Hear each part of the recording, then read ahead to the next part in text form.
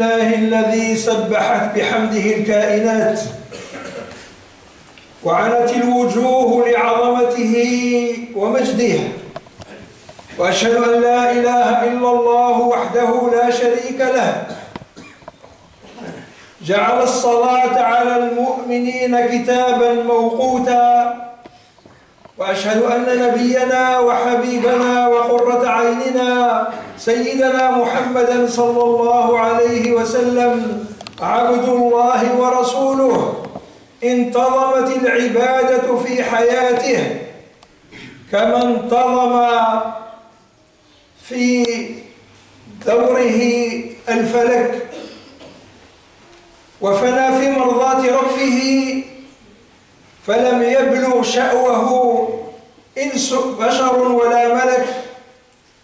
اللهم صل وسلم وبارك على حبيبك ومرتضاك وخير خلقك وخاتم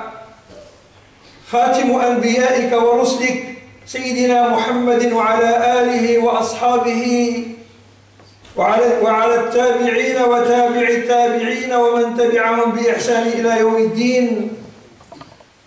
يا أيها الذين آمنوا اتقوا الله حق تقاته ولا تموتن إلا وأنتم مسلمون. Louange à Allah, dont toutes les créatures expriment leur reconnaissance et dont les visages s'humilie devant sa grandeur et sa gloire. Je témoigne qu'il n'y a point de divinité autre que Allah, sans associé, qui a prescrit la salat aux croyants en des moments déterminés.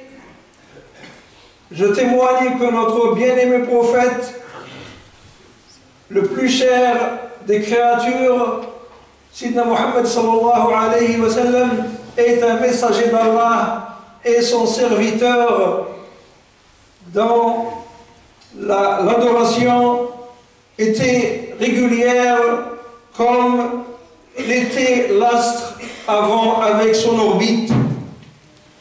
Il se donnait totalement pour satisfaire son Seigneur au point où ni humain ni ange n'a atteint son degré.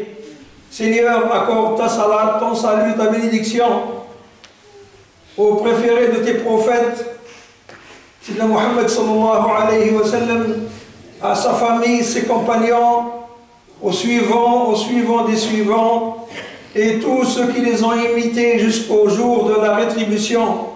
Ô vous qui avez cru, craignez Allah comme il se doit et ne mourrez qu'en pleine soumission.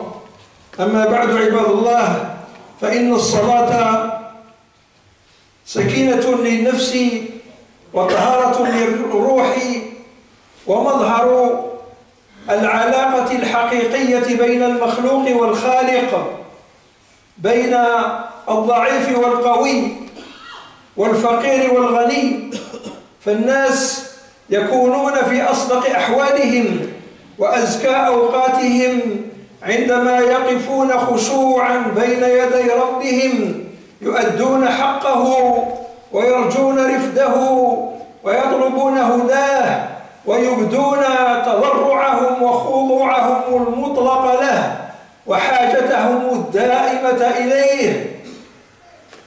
والمؤمنون مطالبون في الغدو والآصال ومن قبل شروق الشمس وبعد غروبها أن يترددوا على ساحة الله العظيم يتلون كتابه وقوفا ويسبحون بحمده ركوعا وسجودا ويحيون ربهم ويصلون ويسلمون على نبيهم صلى الله عليه وسلم جلوسا، وهم في هذه الأعمال المباركة يشعرون بما ينبغي لله من تقدير وطاعة وما يجب أن تكون عليه نفوسهم من طهر وصفاء. قال عز وجل: حافظوا على الصلوات والصلاة الوسطى وقوموا لله قانتين. La salat et la sérénité du cœur, la pureté de l'âme, l'aspect réel de la relation entre la créature et son Seigneur, entre le faible et le fort, entre le pauvre et les riches. Et les gens ne sont sincères que dans leurs aspects, que leurs moments sont les plus purs que lorsque ils sont debout, humbles, entre les mains de leur Seigneur, en train d'accomplir leur devoir envers lui, en espérant sa faveur et en demandant sa guidance et en exprimant la supplication et la soumission totale et le besoin constant qu'ils ont en leur Seigneur. Et les croyants, il leur est demandé matin et soir, avant le lever du soleil, après son coucher, de se présenter devant leur immense Seigneur en lisant le Coran debout, en glorifiant et en louant leur Seigneur incliné et prosterné, et en saluant leur Seigneur et en faisant la salat et le salam pour leur messager sallallahu alayhi wa sallam dans la position assise. Et au moment où ils font ces actes bénis, ils ressentent l'importance de leur Seigneur et de l'obéissance qu'ils doivent lui accorder, et aussi de leurs âmes, comment elles doivent être pures et saines. Allah subhanahu wa ta'ala a dit: soyez assidus au salat, et surtout la salat médiane, et tenez-vous debout devant Allah avec humilité. Ibadallah, inna lis-salati manzilatun la ta'diluha manzilatu ayyati ibadatin ukhra, فهي عماد الدين الذي لا يقوم إلا به. قال عليه الصلاة والسلام: رأس الأمر الإسلام وعموده الصلاة، إلى آخر الحديث الذي رواه الطبراني عن معاذ. وهي أول ما افترض الله سبحانه وتعالى من العبادات على عباده، وقد تولى الله سبحانه وتعالى إيجابها بمخاطبة نبيه صلى الله عليه وسلم ليلة المعراج من غير واسطة. قال أنس رضي الله عنه: فرضت الصلاة على النبي صلى الله عليه وسلم ليلة أسري به 50، ثم نقصت حتى جعلت 5، ونودي: يا محمد إنه لا يبدل القول لدي، وإن لك بهذا الخمس 50. رواه أحمد والنسائي والترمذي وصححه. وهي أيضا أول ما يحاسب عليه العبد يوم القيامة. فعن عبد الله بن قرط قال: قال رسول الله صلى الله عليه وسلم: أول ما يحاسب عليه العبد يوم القيامة الصلاة، فإن صلحت صلح سائر عمله، وإن فسدت فسد سائر عمله. رواه الطبراني. وهي آخر وصية وصاها رسول الله صلى الله عليه وسلم أمته حين فارق هذه الحياة الدنيا للالتحاق بالرفيق الأعلى جل وعلا، فجعل يقول وهو يلفظ أنفاسه الأخيرة: الصلاة الصلاة وما ملكت أيمانكم. La place de la salat dans la religion est très importante, une importance qui n'a pas d'équivalent dans les autres adorations, Cela parce que la salat est le pilier de la religion dont il ne peut pas se mettre debout sans elle. Le messager d'Allah sallallahu alayhi wa sallam a dit: la tête de l'ordre est l'islam et son pilier est la prière. De plus, la salat est la première adoration qu'Allah a prescrit pour ses serviteurs, et il s'est délégué lui-même directement pour la prescrire à Sidna Muhammad alayhi salatu wassalam la nuit de l'ascension sans intermédiaire. Anas radiyallahu anhu a dit: la salat a été obligée au messager d'Allah la nuit du voyage nocturne, 50. Ensuite, elle a été diminuée jusqu'à ce qu'elle ait atteint 5. Ensuite, il entendit une voix lui dire: Mohammed, chez moi la parole ne change pas, et tu as pour ces 5, 50. Hadith rapporté par Ahmed, Al-Nasa'i et Tirmidhi, qui l'a authentifié. Aïdan, aussi, la salat est la première chose pour laquelle Allah va nous juger.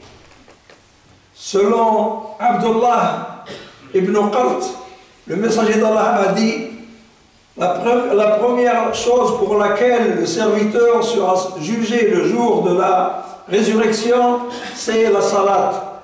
Si cette salat est bonne, tout est bon. Si par contre cette salat c'est dépravé, tout sera dépravé.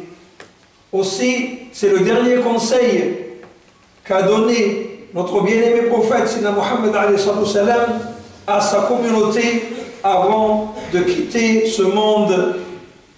Et lorsqu'il rendait le dernier soupir, il disait: la prière est ce que vos mains possèdent, c'est-à-dire les esclaves, car la révélation était dans un moment où l'esclavage était répandu. Donc, et l'islam en a été beaucoup pour son abolition, et il a demandé de bien les entretenir, de les faire habiller du même vêtement que leur maître, de leur donner la même nourriture et de ne pas leur donner des travaux durs. Si on leur donne des travaux durs, il faut les aider. فإذن هذه الصلاة أمر مهم جدا، وهو من أكبر الأهميات. أيها المؤمنون وأيتها المؤمنات، إن الصلاة واجبة على المؤمن ما دامت روحه في جسده، فلا يجوز له أن يفرط فيها أو يتهاون في أوقاتها. فإن كان مريضا تيمم إن لم يستطع الوضوء، وصلى جالسا إن لم يقدر على الوقوف، وبالإيماء إن كان مستلقيا على الفراش. ومهما كان الأمر فلا يجوز بحال من الأحوال أن ينشغل عنها أو أن يضيعها. وقد شدد الإسلام النكير على الذين يفرطون فيها، وهدد الذين يضيعونها، فقال عز من قائل: فخلف من بعدهم خلف أضاعوا الصلاة واتبعوا الشهوات فسوف يلقون غيا. وقال أيضا عز وجل: فويل للمصلين الذين هم عن صلاتهم ساهون الذين هم يراءون ويمنعون الماعون. Cette prière donc est obligatoire pour la personne tant qu'elle a l'âme dans son corps. Il n'y a aucune excuse pour se défaire de cette prière. Si la personne est malade et ne peut pas faire l'ablution, elle fait le tayammum. Si elle ne peut pas faire la salat debout, elle la fait assis. Si elle est étendue et qu'elle ne peut pas s'asseoir, elle la fait avec les signes. Et dans toutes les situations, il est interdit de laisser la prière tant qu'on a l'esprit et qu'on est conscient. Et l'islam a mis en garde et a menacé ceux qui délaissent la prière. Allah a dit, subhanahu wa ta'ala, dans son livre sacré, puis leur succédèrent des générations qui délaissèrent la prière et suivirent leur passion. Ils se trouveront en perdition. Malheur donc à ceux qui prient tout en négligeant leur salat. C'est pour cela qu'il faut donner son importance à cette salat. Et parmi les bonnes paroles de Imam Ahmed, radiyallahu anhu, il disait que le degré de la religion de la personne et l'importance qu'il donne à cette salat. من أقوال الإمام أحمد رضي الله عنه وهو من أئمة الأربعة العظام أئمة هذه الأمة قال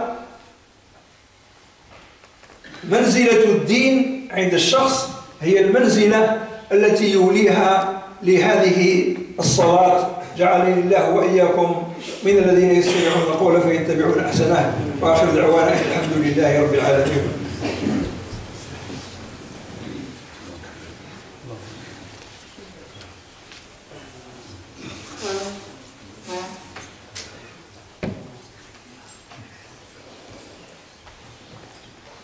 الحمد لله الذي هدانا لهذا وما كنا لنهتدي لولا أن هدانا الله لقد جاءت رسل ربنا بالحق. اللهم لك الحمد اللهم لك الحمد اللهم لك الحمد وأشهد أن لا إله إلا الله وحده لا شريك له وأشهد أن سيدنا محمدا عبده ورسوله صلوات ربي وسلامه وتحياته ورحمته وبركاته على سيدنا محمد وعلى آله وأصحابه أجمعين.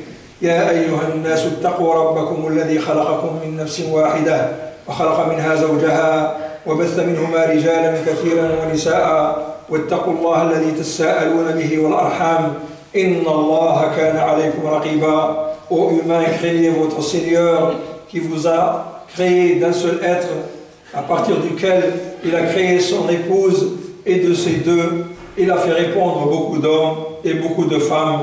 Craignez Allah pour lequel vous vous implorez les uns les autres et craignez le lien de sang qui vous lie. Allah vous observe certainement. أيها المؤمنون وأيتها المؤمنات إنما كانت عناية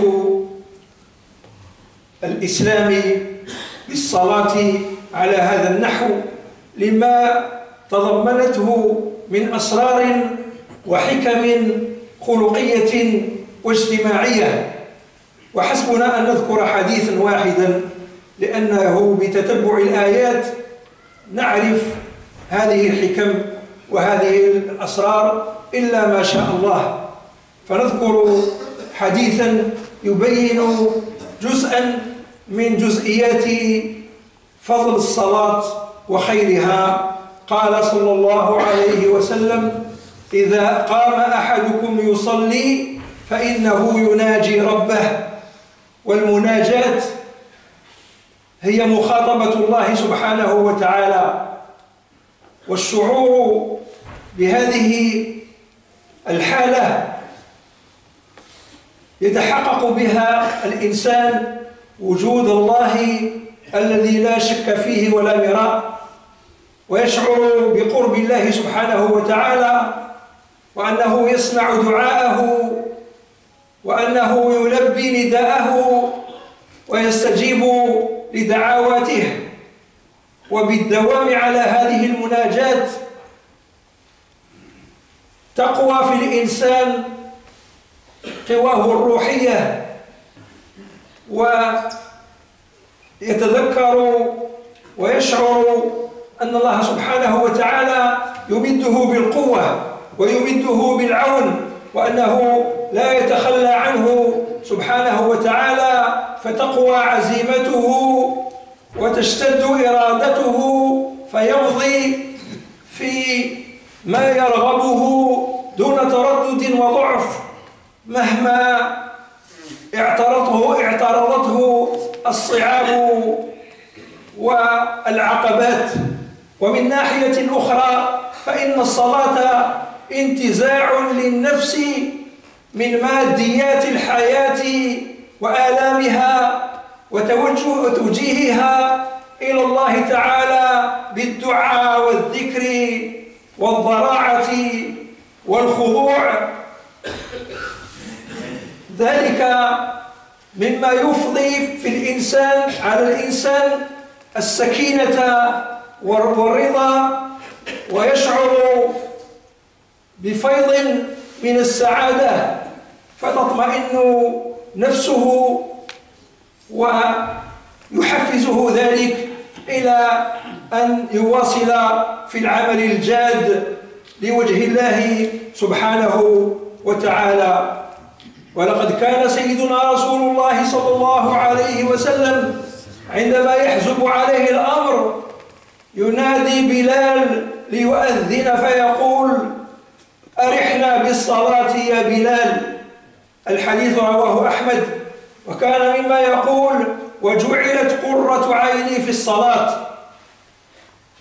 فهذه الصلاة أيها الإخوان يجب أن تكون فيها حياة، ويجب أن يكون فيها خشوع، ويجب أن تكون فيها مراقبة الله سبحانه وتعالى حتى تكون الثمرة بليغة ومفيدة. وعلى الإنسان أن يتذكر حديث مولانا رسول الله صلى الله عليه وسلم في الحديث الذي يرويه عن ربه جل وعلا، حيث قال: قال الله عز وجل: قسمت الصلاة بيني وبين عبدي نصفين ولعبدي ما سأل، فإذا قال الحمد لله رب العالمين قال الله حمدني عبدي، وإذا قال الرحمن الرحيم قال أثنى علي عبدي، وإذا قال ملك يوم الدين قال مجدني عبدي وفوض إلي عبدي، وإذا قال إياك نعبد وإياك نستعين قال الله هذه بيني وبين عبدي ولعبدي ما سأل، فإذا قال اهدنا الصراط المستقيم صراط الذين أنعمت عليهم غير المغضوب عليهم ولا الضالين آمين قال الله هذه لعبدي ولعبدي ما سأل. يجب أن نستحضر هذه المعاني في الصلاة ليكون لها أثر وتزكية وخشوع ولذة، وتثمر المحبة لله سبحانه وتعالى وتزيد. La salat occupe cette place parce que elle renferme beaucoup de secrets physiques, moraux ou sociaux. Et en cherchant dans les textes coraniques et prophétiques, on peut découvrir ces secrets et ces sagesses. On cite seulement un seul hadith dans lequel le messager d'Allah évoque le secret de la salat. Il dit, sallallahu alayhi wa sallam, lorsque l'un de vous se met debout pour faire la prière, il est en train de discuter avec Allah subhanahu wa ta'ala. Il est en train de parler secrètement à Allah subhanahu wa ta'ala. Et cette attitude fait que la personne concrétise dans sa foi l'existence de Dieu qui existe sans doute. Et elle ressent le rapprochement d'Allah, que Allah écoute son invocation, qu'il répond à son appel et qu'il exauce ses demandes. En persévérant dans cette relation, les forces spirituelles se renforcent et la personne ressent que Allah lui donne de la force, de l'aide, que Allah ne l'abandonne pas. Ceci renforce sa résolution et augmente sa volonté pour aller de l'avant dans ce qu'il veut faire, sans hésitation, sans faiblesse, malgré tous les obstacles de difficultés qu'il rencontre devant lui. De l'autre côté, la salat, c'est s'arracher des soucis de ce bas monde et de ses douleurs en s'orientant vers le Seigneur avec l'invocation et l'évocation, en suppliant Allah subhanahu wa ta'ala, en lui exprimant notre soumission totale à lui, ce qui fait descendre sur les cœurs le corps de la personne la sérénité et la satisfaction et une sensation de débordement de bonheur qui lui donne plus de force, plus de résolution pour qu'il continue dans la voie de la satisfaction d'Allah subhanahu wa ta'ala. Et le messager d'Allah sallallahu alayhi wa sallam, à chaque fois qu'il était en difficulté et qu'il arrivait l'heure de la prière, il disait à Bilal, fais le adhan et fais-nous reposer par la prière. Et il disait aussi, sallallahu alayhi wa sallam, Allah a fait de la prière la jouissance de mes yeux. C'est ainsi qu'on doit faire la prière. Il faut qu'il y ait de la vie dans la prière. Il faut qu'il y ait l'observation d'Allah subhanahu wa ta'ala. Il faut qu'il y ait la crainte d'Allah subhanahu wa ta'ala. Il faut mettre en évidence un hadith qu'a rapporté le messager d'Allah, qui est très important lorsqu'on fait la prière. Le messager d'Allah sallallahu alayhi wa sallam a dit, Allah, gloire à lui, a dit, j'ai partagé la prière entre moi et mon serviteur en deux, et à mon serviteur ce qu'il désire. Lorsqu'il dit Alhamdulillahi Rabbil Alamin, Allah dit, mon serviteur m'a loué. Lorsqu'il dit Ar-Rahman Ar-Rahim, Allah dit, mon serviteur m'a lancé des éloges. Lorsqu'il dit Maliki Yawmiddin, Allah dit, mon serviteur m'a glorifié et s'est remis à moi. Lorsqu'il dit Iyyaka na'budu wa iyyaka nasta'in, Allah dit, ceci est entre moi et mon serviteur, et à mon serviteur ce qu'il désire. Lorsqu'il dit Ihdina as-sirata al-mustaqim, sirata alladhina an'amta alayhim ghayril maghdubi alayhim waladdallin. Amin. Allah dira, ceci est pour mon serviteur, et à mon serviteur ce qu'il demande. Il faut donc mettre en évidence ces sens pour que la salat ait de la douceur, pour que l'on jouit de cette salat et pour que cette salat fait de l'effet sur nous et nous purifie, sans oublier de rappeler et de me rappeler moi-même la dette de cette mosquée qui est la responsabilité de tout musulman. Nous, ici, qui faisons la prière dans cette salle, et aussi tout musulman qui entend parler de cette dette, il a l'obligation d'aider et de participer au règlement de cette dette. Je vous rappelle, comme je me rappelle moi-même, pour que l'on n'oublie pas ce devoir. Allahumma salli wa sallim wa barik ala sayyidina Muhammadin wa ala alihi.